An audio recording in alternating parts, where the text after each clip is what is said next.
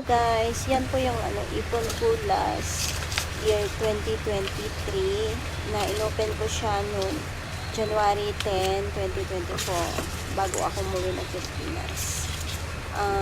Ang pinagamitan ko yung sa pera na yan is pinambili ko ng insurance.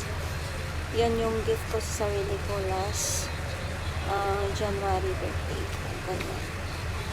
Kasi nag-save talaga ako for insurance kasi uuwi tayo ng Pinas. At hindi ko masyadong na-document. Ganyan lang siya. Hindi ko na dinilang. Tapos tinago ko na agad after. Pero next, may ipon na naman ako ulit. Yun na yung i-vlog ko na talaga siya. I-document ko na siya. Okay. Wow, unexpected talaga.